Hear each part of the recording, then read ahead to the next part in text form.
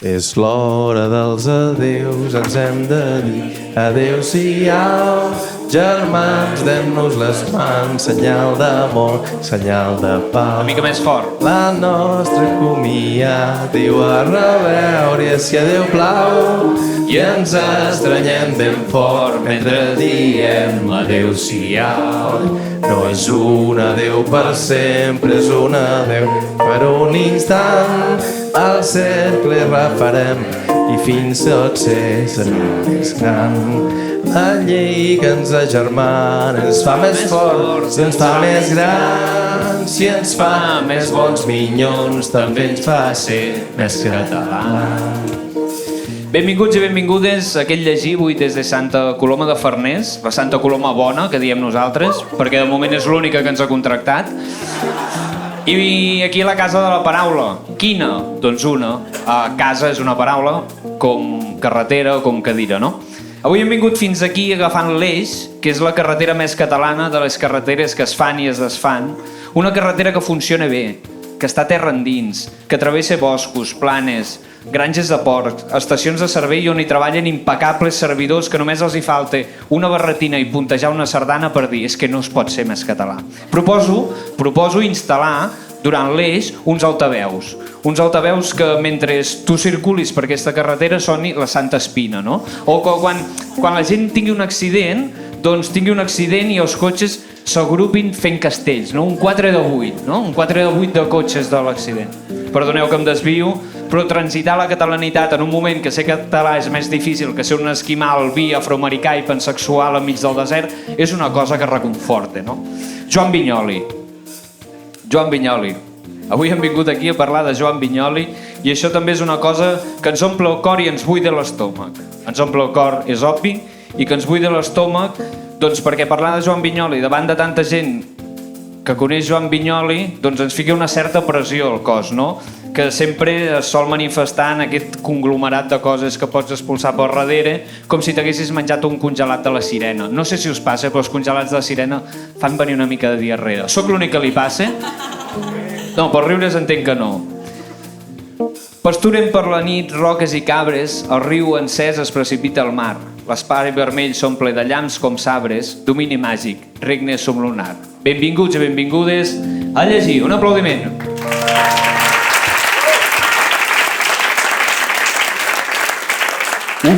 Déu-n'hi-do quina xapa que he fotut. Eduard, com estàs? Com et sents estant a Santa Coloma de Farners al peu del primer contrafort de les Guilleries?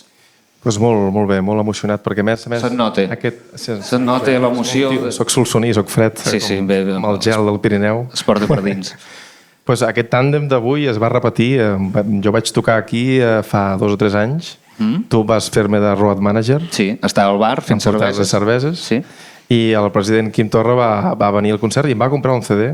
Sí, un disco. del passat. No sé si te l'has arribat a escoltar o l'has fet servir per treure el gel del cotxe, però... Sí, el vaig escoltar. Sí, quin compromís, ara. I clar, bé, per mi és un moment important de la meva vida, perquè sempre ho expliques. Que un president de la Generalitat tingui en el seu aixovar cultural un disc meu és com si Jaume I hagués comprat un disco exactament igual, moment. Sí. I no sé si aquest aixovar, un cop d'aquí molts anys tu moris, si cau a l'Arxiu Nacional de Catalunya o a la biblioteca o... La veritat és que pensava posar-lo al Wallapop, però bueno.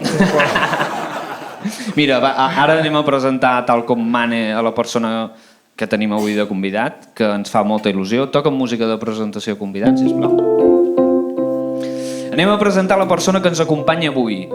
No tenim paraules sí, paraules no, per descriure el goig que sentim que ens acompanyi un escriptor, editor, interessat per la història de Catalunya i altres coses anecdòtiques, com per exemple que ha sigut president de la Generalitat, però no hem vingut a parlar d'això.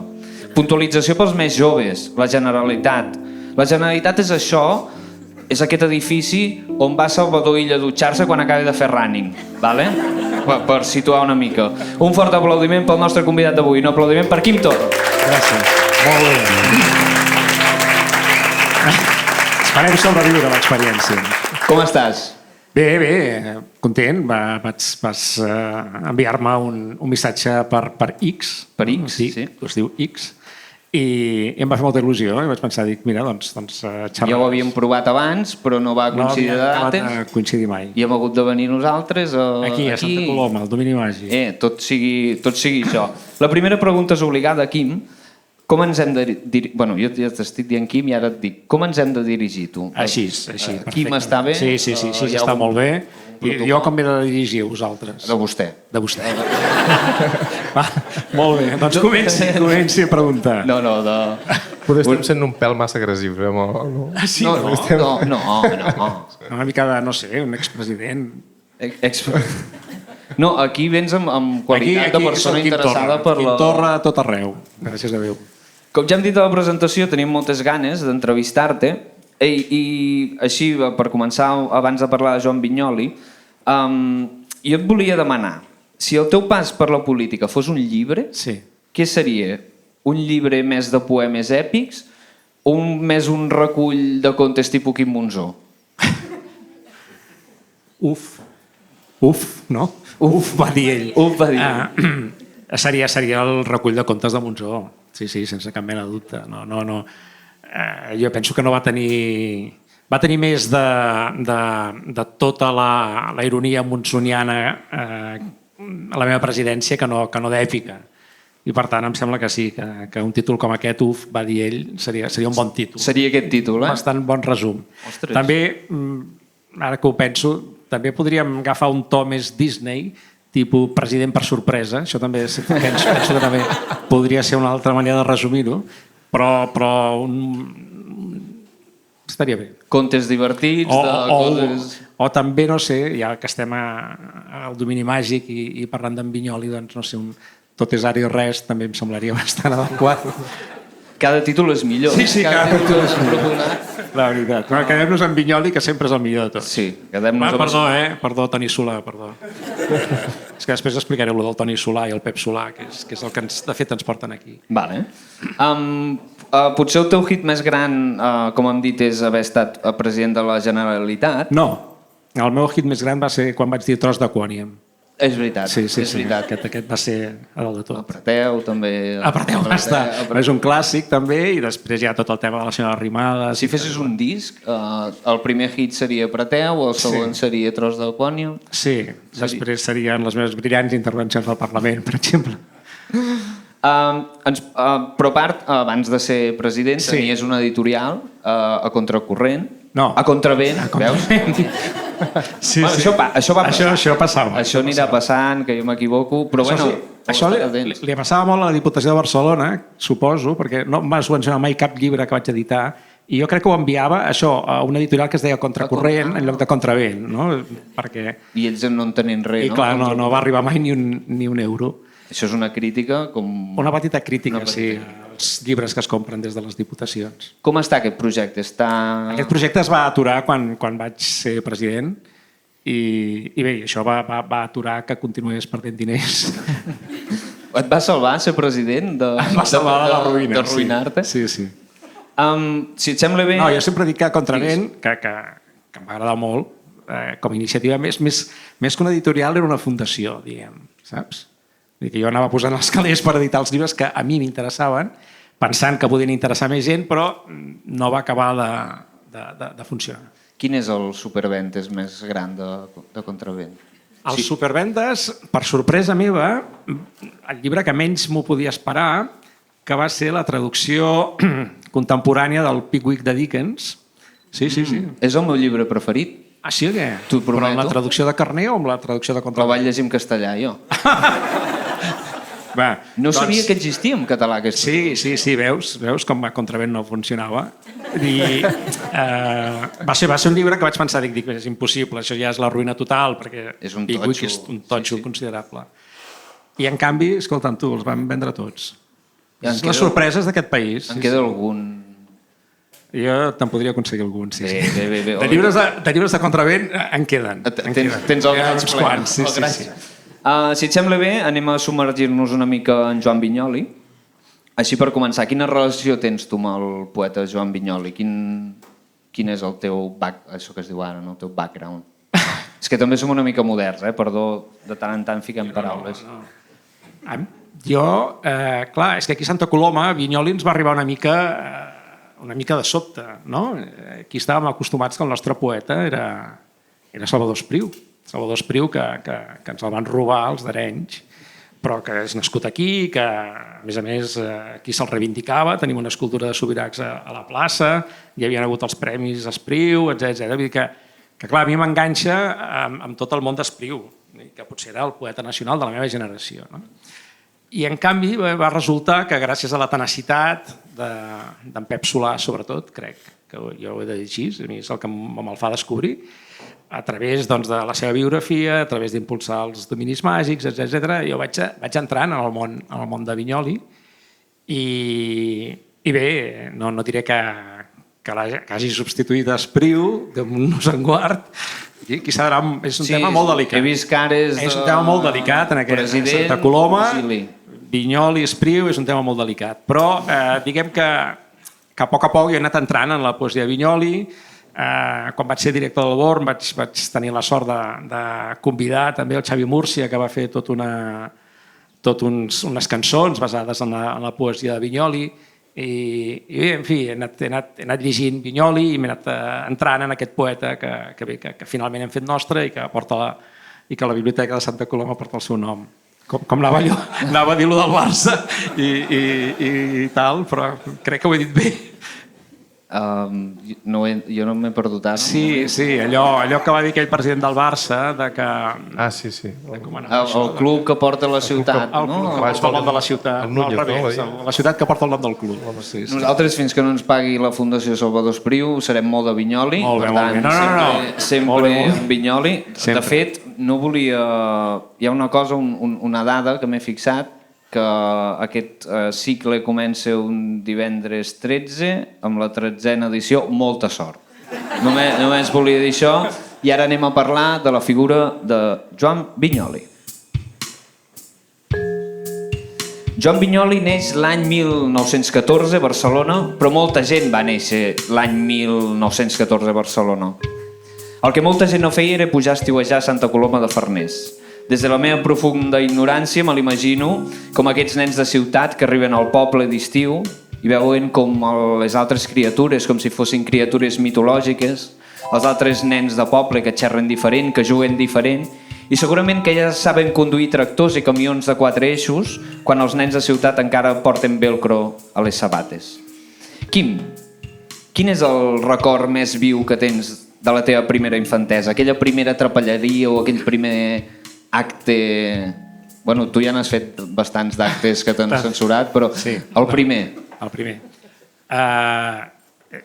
En contra del que potser us imagineu, jo no vaig néixer a Santa Coloma, jo vaig néixer a Blanes. El meu pare treballava allà en una empresa i jo, a més, vaig néixer a Blanes i a casa, perquè va ser aquell Nadal de la nevada de l'any 62. No? Aquí a Santa Coloma, Déu-n'hi-do, Espriu neix aquí però no viu aquí, el Vinyoli ve aquí d'estiueig... Què els hi feu? Ens movem una mica. Què els hi feu a la gent aquí a Santa Coloma? Sí, al final la gent és d'on vol ser, no? Tu ets de Santa Coloma. I jo soc de Santa Coloma. I recordo que allà a Blanes la veritat és que vivíem amb molta llibertat, perquè vivíem com en una urbanització al costat de la fàbrica, de la Safa, i anàvem molt amunt i avall, no hi havia massa control.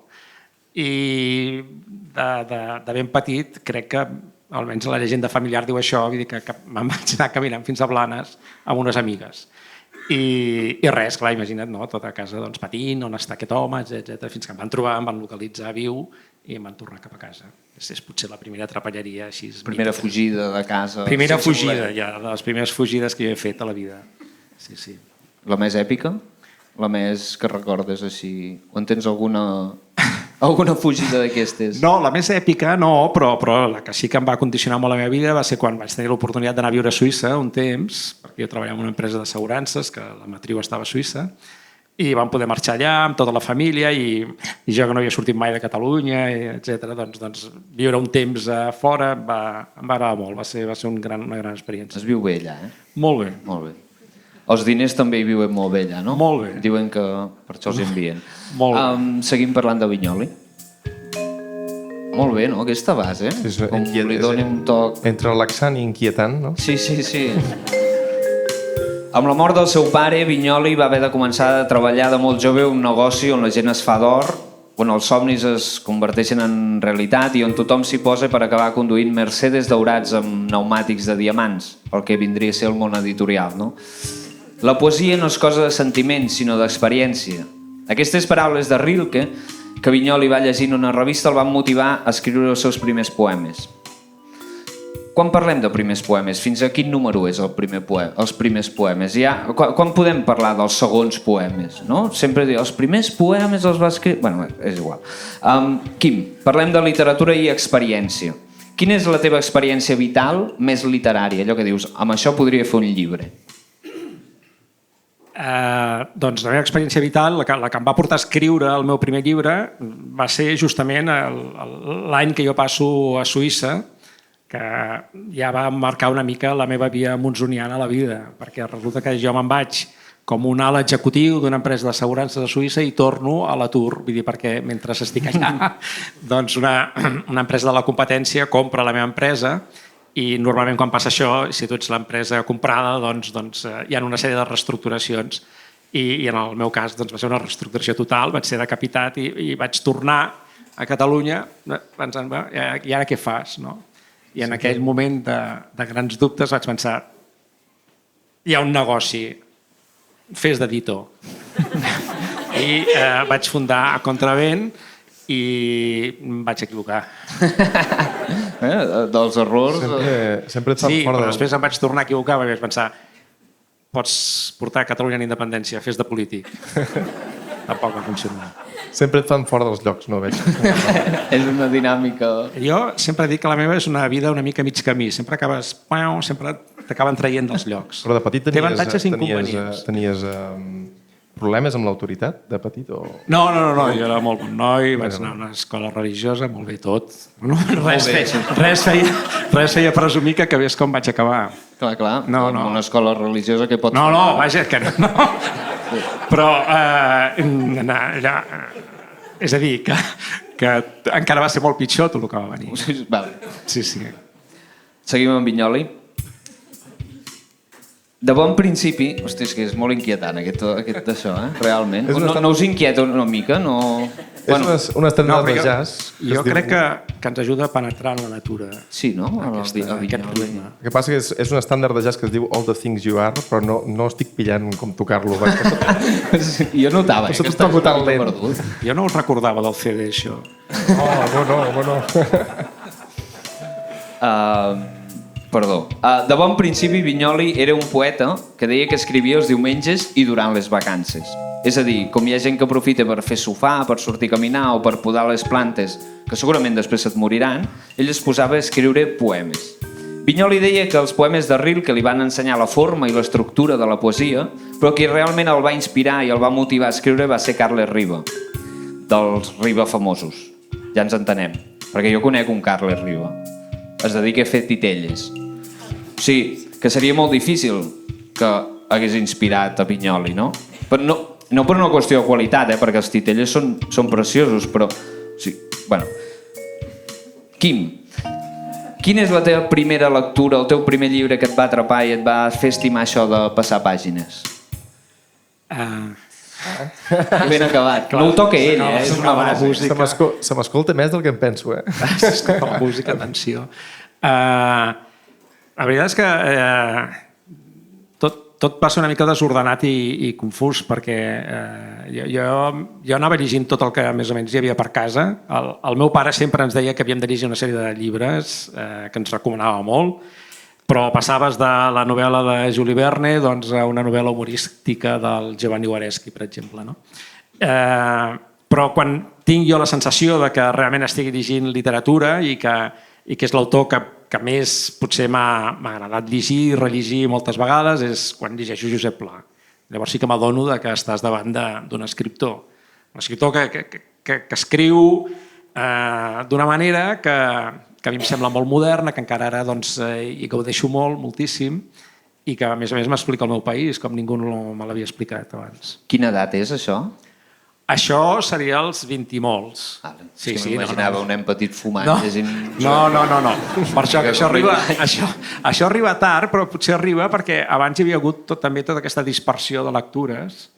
A casa la veritat és que sempre penso que el pare era la clàssica víctima catalanista que ho comprava tot i per tant teníem tots els llibres que anaven sortint en català, el Cavall Fort, que ens barallàvem els meus germans per veure qui era el primer que el podia llegir quan arribava a casa. I penso que això és una base que estava allà per després, quan arribes a la literatura gran, puguis entendre-la millor. Josep Pla. Ara ha quedat massa seriós, potser, això. No. M'imaginava un TV o alguna cosa així, però entrar amb Josep Pla és anar-hi fort. És entrar a la literatura per la porta. Jo entro amb les novel·les juvenils, fins i tot corrien també els Folk i Torres per casa, és a dir, els Bassagrans i el Boulevard, clàssics. Però m'has preguntat per la literatura. La majúscula. La majúscula. Llavors sí que crec que és aquest moment. Josep Pla. Tu, Edu, no t'ho he demanat mai, això. Quina seria la teva? La teva gran primera... Jo vaig començar molt amb un que es diu novel·la històrica, que es diu Alexandrus, es deia. No serà romà. Era l'autor que era català i em va pillar tant que vaig escriure un resum a la revista del Poble durant la tabarra. Llegiu aquest llibre, tal, increïble. Estava molt viciat, Alexandrus es deia, sobre Alexandre el Gran. Alexandrus? No, algú coneix l'Alexandrus? Sí? Sí. Alexandrus a seques tenia cognom aquest senyor? No, això és el títol, Ah, vale, però qui ho va escriure? És que no me'n recordo, és un escriptor català, crec, que feia novel·la històrica molt bé, que fa novel·la. Pilar Rahola, pot ser? Sí. Italià era? Manfredi, és veritat. Bueno, però això un dia va ser Catalunya, o sigui que també... Sicilià, no? Sicilià. Vinyoli. Després dels seus primers poemaris... De tota manera, penso que parlem poc de Vinyoli, no? En parlo jo. Jo dono com un marc vinyolià. Vinyolià és correcte? Vinyolià s'accepta. O vinyolià. Vinyolià, cada dia te quiero más, no? Vinyolianament. Paro. Tu, que ens està pagant una càtedra, per tant hauríem de ser una mica més seriosos. Ara faré veu seriosa. Després dels primers poemaris, Joan Vinyoli va passar una malaltia que el va portar a un llarg silenci. Ell parlava, però un llarg silenci editorial. En aquest període explica que en somnis li apareixien poemes i la idea de tornar-se a fer poeta. Jo he tingut somnis bastant estranys, molt relacionats amb castors, no sé per què, però mai n'he tingut un de tan estrany com va dir Uri, has de ser poeta. Que més que un son pot arribar a ser un mal son. Quim, tens algun somni recurrent o algun mal son a part d'Espanya?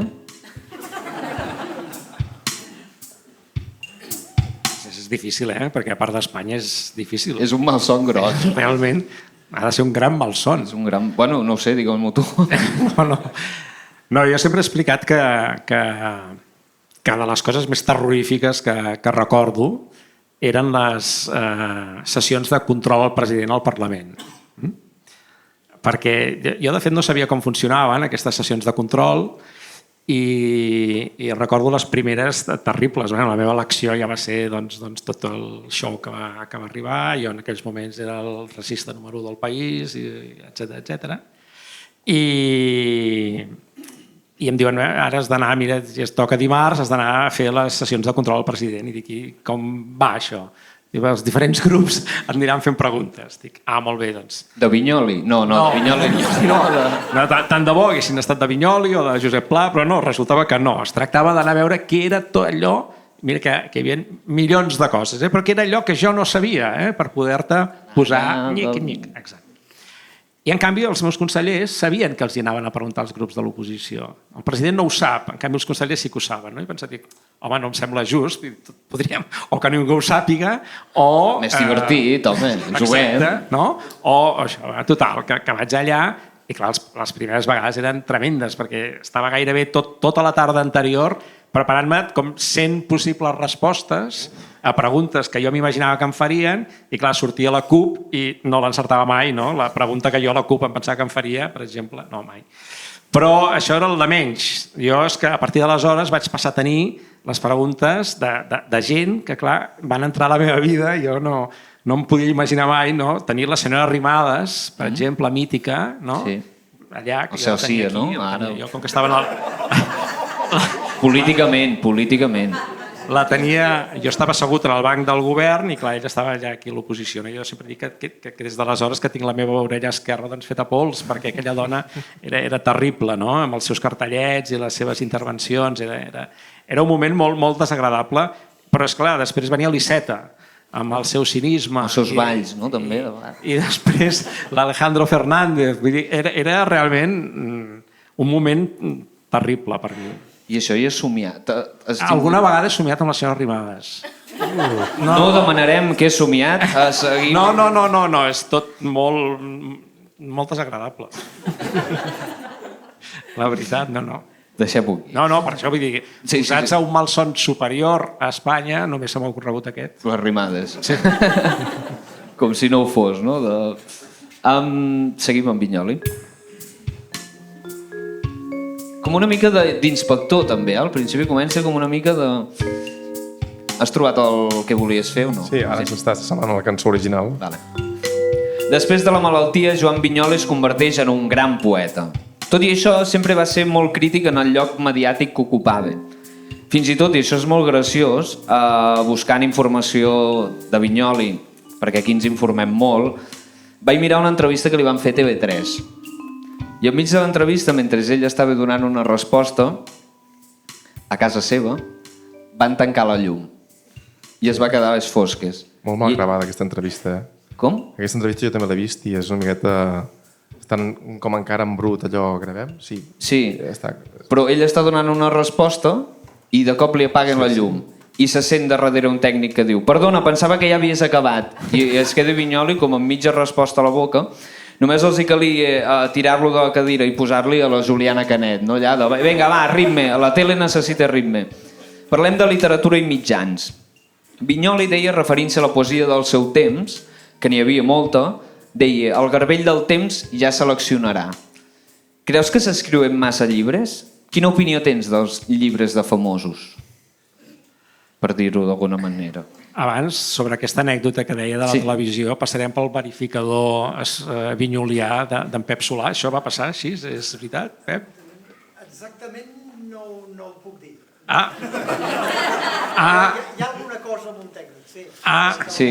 Queda fotut. Queda les fosques. O sigui, de cop... No diria les fosques ben bé, però passar-lo amb el so, no? Però em puc equivocar, evidentment. Hòstia, jo he vist l'entrevista... O sigui, abans d'ahir ho vaig mirar. És algú que...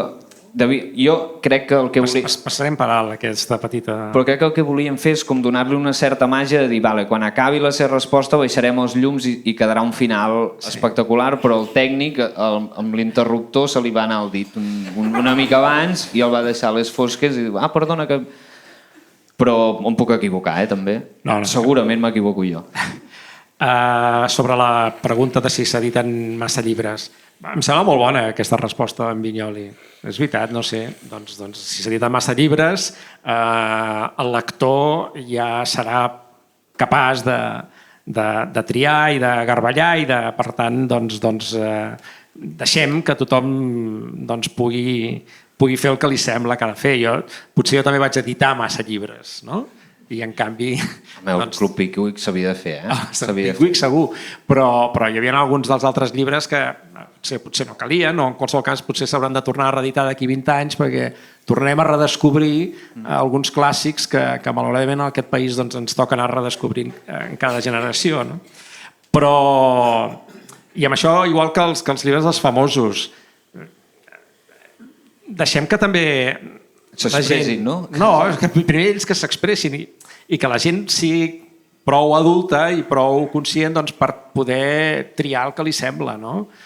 A veure, sí que és veritat que és una mica angoixant tots aquests premis literaris a sempre stars mediàtiques, però bé, confiem en el criteri de lector, finalment. No? Hi ha llibres que ningú en principi havia donat ni 5 cèntims per ells i resulta que s'aixequen i acaben sent els llibres que perduraran. No? Tampoc la plaça del Diamant va guanyar el Sant Jordi i després la Mercè Rodoreda ha sigut el gran mite. Els anys ajuden a a veure el que ara potser ens pot semblar una mica confós i desballestat. Ja es anirà filtrant, ja es va filtrant tot plegat. Ara parlem de Vinyoli, no parlem d'altres poetes que potser aleshores estaven més de moda. No? Ens està mirant, ho has vist? Sí, aquesta fotografia és... Està com... Això és el seu ull? Sí. Perquè Vinyoli esdevé escriptor professional al final de la seva vida, no? L'espera en Vinyoli, si vol... Jo ho sé, però ho dic per donar paraula també al... No, que no ens torni a passar com abans amb el tècnic aquell de la tele. No pot ser mai, no? Bueno, bé. Aquí anem a la metafísica, a la poesia. Veig que et mulles, tu, eh? No som mullat amb cap de les dues respostes, eh? És molt vinyolià, això. No, però el que vull dir és que ell... Ni idea, no? Potser sí, potser sí. Ell també era editor i llavors la meva pregunta és potser si s'hagués dedicat més intensament a escriure abans, hauria fet una producció literària més bona? Perquè la seva... Bueno, jo he llegit que la part final de Vinyoli és la millor. És molt bona, aquesta. És molt bona. És que ell fa les bones i jo vaig omplint el ja ho veig. Mira, jo aquestes coses crec que mai ho arribes a saber. És ciència-ficció sobre què hauria passat. Em sembla que l'obra vinyoliana, quan agafes l'obra poètica completa, és enorme, és prou sòlida. No fa falta que hi hagin 3 volums més, no? No sé, jo el valoro com un dels grans en la poesia catalana. I a més hi ha un punt d'autoconsciència, no? De que els seus últims llibres són el domini màgic i passeig de... Però aquests són pòstums. Passeig d'aniversari. Sí, passeig d'aniversari. O sigui, quan escoltes les entrevistes i llegeixes una mica és com que hi ha tot Vinyoli allà. Com totes les obres, m'imagino que hi ha... Hosti, no sé per què fa No, però jo penso que segurament tots els escriptors arribes a una edat i a una maduresa que aleshores encara ets molt més conscient de cada paraula que poses. I per tant, a mi m'agrada molt els darrers llibres dels escriptors. Trobo que tenen... És com l'últim disc de l'Eduard, per exemple, que és l'Eduard més pur, no? El que es veu més... El disc més personal. És el seu disc més personal. De tota manera, el millor llibre, no el millor llibre, però el llibre que t'ha fet més feliç és el primer. O sigui, la il·lusió de veure, que suposo que devia passar-te amb el teu fill, doncs la il·lusió de veure que bé, que allò que t'havies pensat, finalment acaba sent un llibre, és una gran il·lusió. Sempre ho és, rebre d'unes galerades, veure que s'ha transformat en un llibre, sempre és molt il·lusionant, però el primer no l'oblides. És com el primer fill, no? El segon ja no fa tanta il·lusió, el tercer encara més. Això és perquè has tingut molt de temps per fer-lo, el primer. Home, impulsivament. En el meu cas va ser una reacció contra l'empresa que m'havia acomiadat i mira, va sortir un llibre. Seguim amb Vinyolis. Volies dir alguna cosa, Eduard? No, ja està dient bé que m'agrada que es facin llibres contra empreses que acomiaden, diguem. Seu llibre més comunista, no? Anticapitalista, perdó. Vinyoli li costava col·locar-se en alguna corrent poètica del seu moment. Ell considerava la seva poesia d'una forma com especial i marginal. D'aquí que sempre parlés que ell l'acompanyava una immensa minoria, no? Que sembla l'eslògan dels aficionats de l'Espanyol. Una mica... Ara tenim un president de la Generalitat que és de l'Espanyol, imagina't, on hem arribat. Així anem, Sí. I anys que durarà. Quim, de quina immensa minoria et sents part? És a dir, tens alguna afició amagada, algun grup que segueix... Bueno, clar, hi ha l'Eduard, que és bastant immensa minoria, però alguna tribu urbana que formis part? En quina cosa minoritària t'identifiques i la gent no ho sap? Del que sigui? Sí, en general. En general. A veure, jo tinc a casa 4 gallines. Aquests temes ens interessa molt.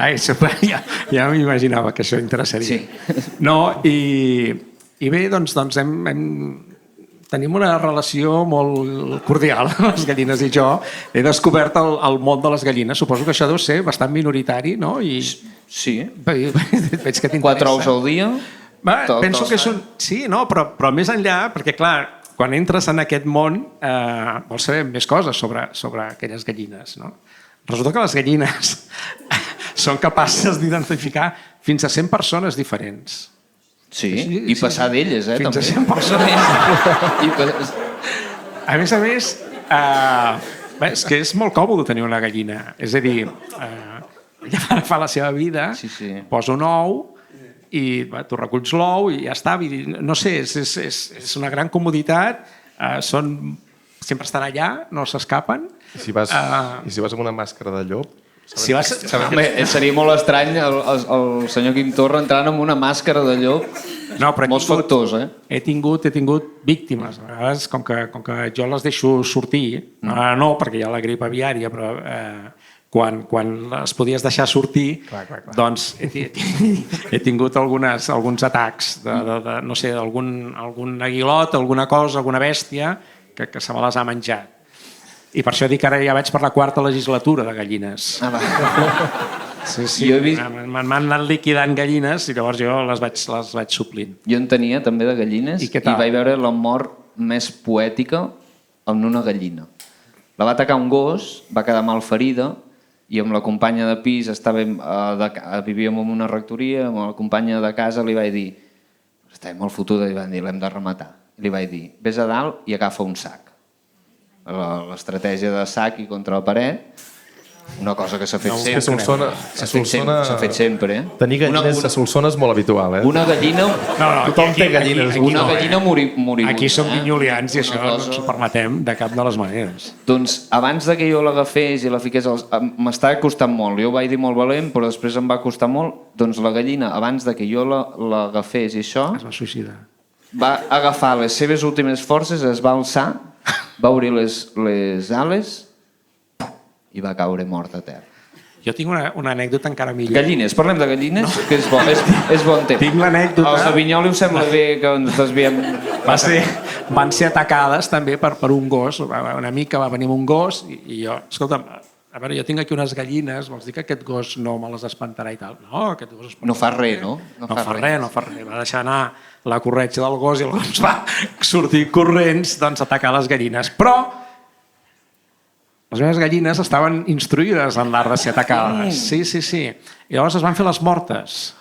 Sí, es van fer les mortes. Llavors, també, quan finalment vam aconseguir agafar el gos i vaig mirar, imagina't, totes les gallines espeses a terra, pensar, hòstia, ja se les ha carregat a totes, quina matança, no? Però, pum, es van aixecant. Així, no? Mirant a banda i banda? Sí, com si no hagués passat res. Per això dic que hi ha una intel·ligència a descobrir en les gallines. Bueno, venen dels dinosaures, imagina't la intel·ligència acumulada que deuen tenir. Algun après. Alguna, sí. D'aquell cataclisme. Sí, imagina't, el meteorit fent-se de molt. Fent-se molts anys, de fer-se...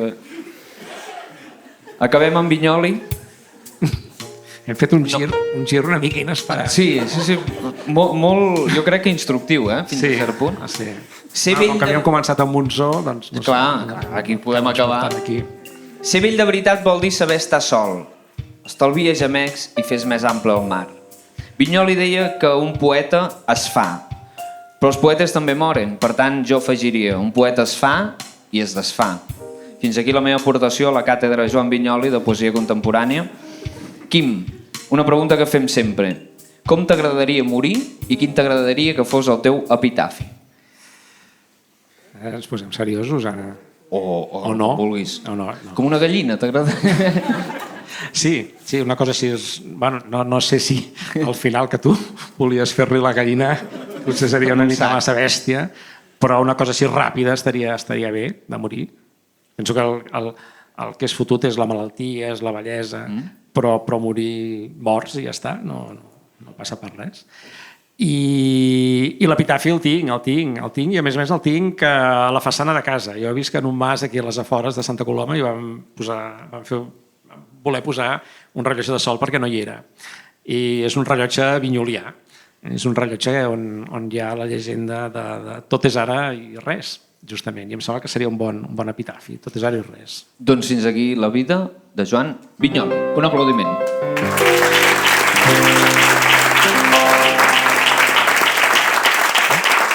No, anem bé.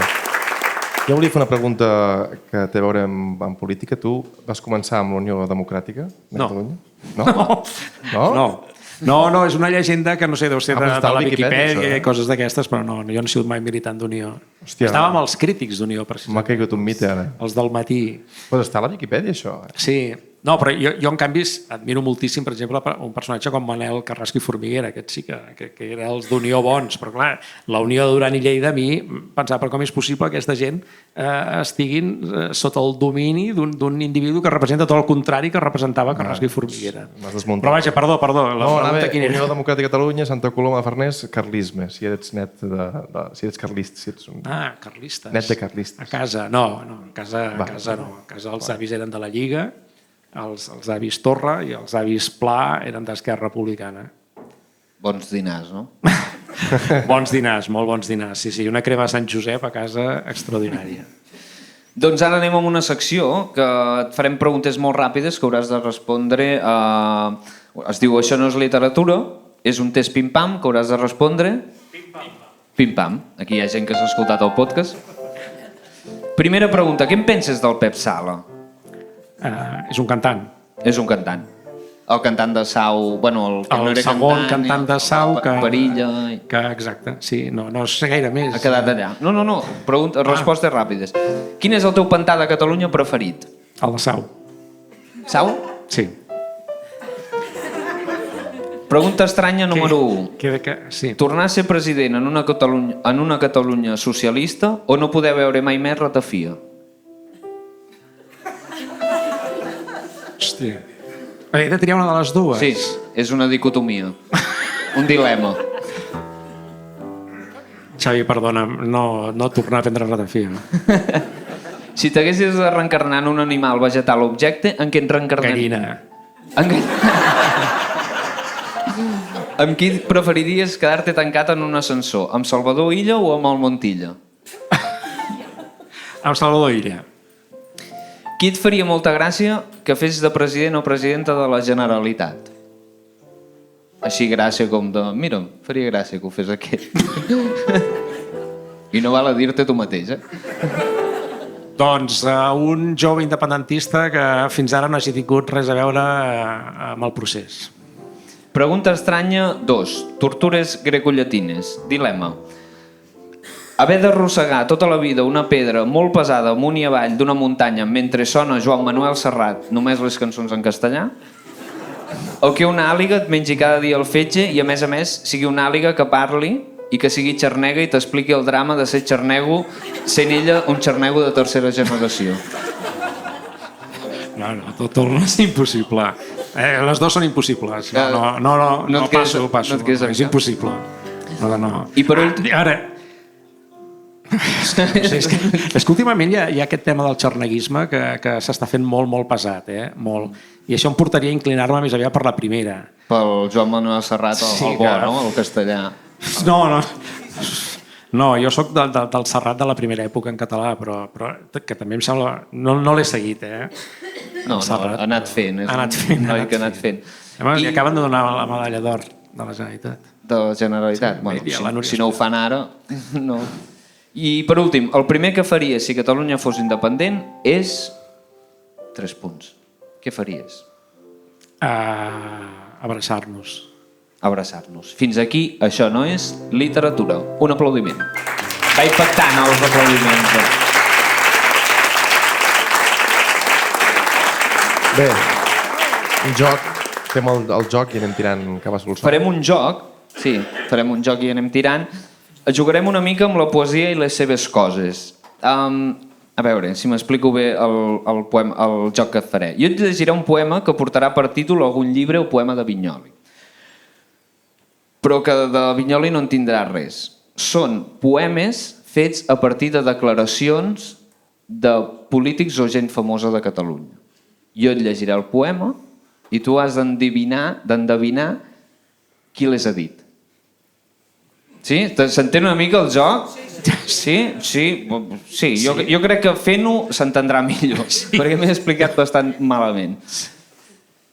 Toca música de recitar?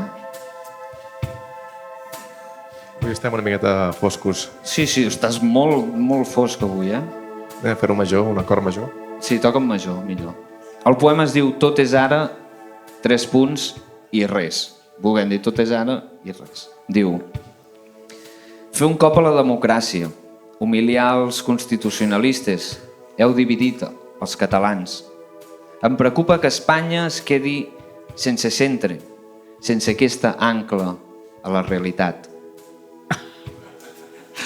Totes són del mateix? Sí. Poden ser molts. Però... Vols una pista? Sí. És una. És una. És una poeta qui va dir això. Poeta política. No, o sigui, no és poeta, és una política, però hem fet la poesia de... Ah, això anava a dir. I em sembla que et cau bé. Amb ironia. Ho estàs explicant tot, eh? Tot. A veure. Hòstia, és que no sé... És que... Fer un cop a la democràcia, humiliar els constitucionalistes... Em preocupa que Espanya es quedi sense centre, sense aquesta ancla a la realitat. I no està traduït del castellà? Tens comodí del públic, eh? Anava a dir, servir el comodí. Està traduït del castellà? Sí, o sigui, l'he traduït. M'he pres la llicència de... Llavors sí que podria ser l'arrimada. Inés Arrimadas? Sí, per exemple. És la teva última opció? Sí? De totes maneres, són massa... Podrien ser molt pitjors per tractar-se de l'arrimada. Això és el que fa dubtar. He intentat fer poètic per no insultar ningú. D'acord. Doncs correcte, Inés Arrimadas, primer encert. Molt bé. El següent poema es diu No hi ha festa. Ho tornarem a fer. Cap presó podrà impedir la democràcia. Som gent de pau. La democràcia sempre guanya.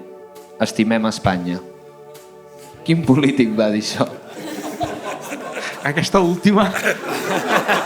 Això va dir, eh? Aquesta última em mata. Això va dir el tio. I encara hi és. Com a pista. Oriol Junqueras. Oriol Junqueras, un aplaudiment. Sí, senyor. El següent poema es diu Cançó de fer camí i diu així: apreteu. Apreteu. Ni un pas enrere. Apreteu. Apreteu. Visca Catalunya lliure. Qui va dir aquest poema? La veritat és que després vaig saber que... Bueno, no ho vaig saber immediatament. Dic, però quin barbarisme acabes de deixar anar. No? Dic, Clar, a més és... Sí, a més és un barbarisme, Apreteu. Sí. Mític, Mític Apreteu, sí, vaig ser jo. Quanta gent et va dir què has dit? Què has dit? Per l'amor de Déu. Jo crec que baixava ja les escales de l'escenari quan ja tenia tota la gent que tenia al costat ja amb les mans al cap dient què ha dit aquest boig? Sí, no havies begut ratafia ni... No. Era un dia que era bastant... Feia molt de fred, justament. Però... Anem a fer els dos últims. Es diu No hi ha camí. Ara deixem la política i parlem d'un famós català que diu així: no hi ha camí. Ara sóc escriptor. No porto calçotets. Passejo pel Cap de Creus. Visc a Eivissa i a casa parlo castellà. A veure, necessito un altre comodí del públic.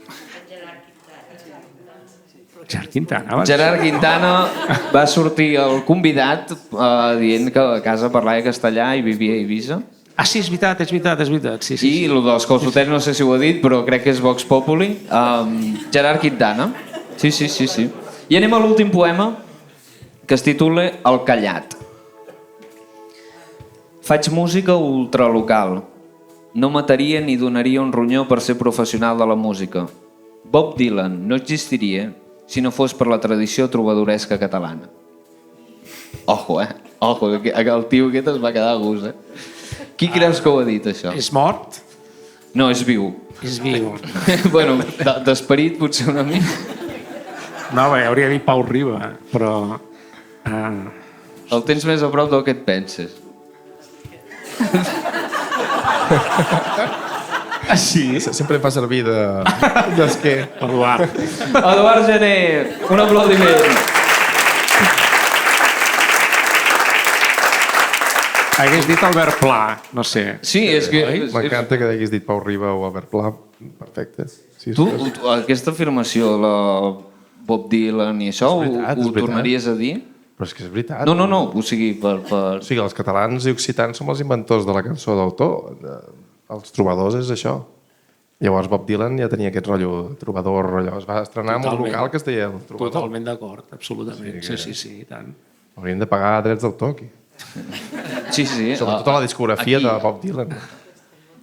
Recorda que els catalans arribarà el dia que ho tindrem tot pagat. A veure, que arribi ja, sisplau. Doncs anem a acabar aquest programa, aquesta música d'acabar, Eduard. Se t'ha fet curt, eh? Sí. Se t'ha fet curt. Us ho heu passat bé? Sí, ha estat bé. Hem parlat de Vinyoli, eh? Per aquí al mig. Per aquí al mig jo amb Vinyoli. No, jo he de... Te'n recordes que havia dit tot el tema de Vinyoli i el Solà? Sí? Sí, Pot ser això l'últim... ho hem d'aclarir. Hem d'aclarir, sí. Fora música, sisplau. Sí, encara tenim un minut. Sí. Perquè recordaràs que et deia que clar, que aquí estàvem acostumats a tenir el nostre poeta, era Salvador Espriu. Salvador Espriu. I teníem un alcalde, que és Antoni Solà, que també d'alguna manera va ser l'impulsor de la Casa de la Paraula i és un home que se sent... Doncs, està aquí? Està aquí. Pot aixecar la mà? Està allà. Un aplaudiment per ell. És un home que sent Espriu com el seu poeta, no? Però va resultar que dintre de la mateixa família, Solà, un germà seu, Pep Solà, va desviar-se del camí que el seu germà, no sé qui és el més gran, el Toni. El Toni és el més gran, doncs havia marcat a casa seva, que era l'espriuisme, no? Fixa't que ja no seuen junts. I Pep Solà... Hi ha un mal rotllo aquí, eh? Pep Solà, que exacte, que no es poden veure. No es poden veure. Doncs va començar això a gratar i anar escarbant el tema vinyolià fins al punt d'enterrar Espriu sota de Vinyoli, no? I ara hi ha hagut un parell d'intents de l'Antoni Solà molt interessants de desenterrar Espriu també, no? Perquè penso que és veritat, una ciutat com la nostra, que té dos dels millors poetes catalans contemporanis, doncs val la pena que els reivindiquem els dos, no? Però vaja, això dit aquí dintre del domini màgic potser m'estic embolicant una mica la vida, però que, en fi, era per explicar el perquè dels dos Solars, Espriu i Vinyoli. Aquests Solars tenen a veure amb Eudald Solàs, deia, el traductor de Cavafis, era... Crec que no, oi? No hi fotis un altre poeta per aquí mig, perquè... Potser un tercer poeta a la família seria massa. Doncs un aplaudiment pel que l'ha enterrat i pel desenterrador. I seguim aquest aplaudiment per demanar un aplaudiment ben fort pel Quim. Moltes gràcies per prestar.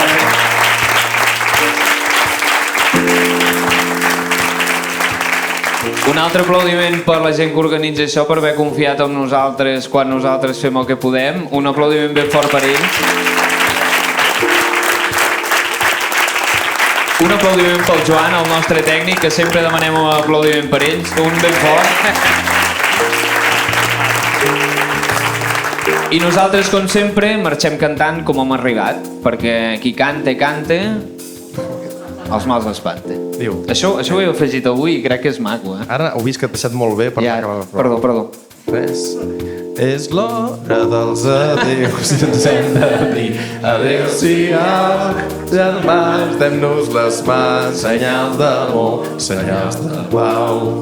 El nostre comiat diu a reveure's i adéu plau, i ens estranyem ben fort mentre diem adéu-siau. No és un adéu per sempre, és un adéu per un instant. El cercle refarem i fins potser serà més gran. La llei que ens agermana ens fa més forts i ens fa més grans. Si ens fa ser més vinyols, també ens fa ser més catalans. Moltes gràcies. Un aplaudiment per vosaltres.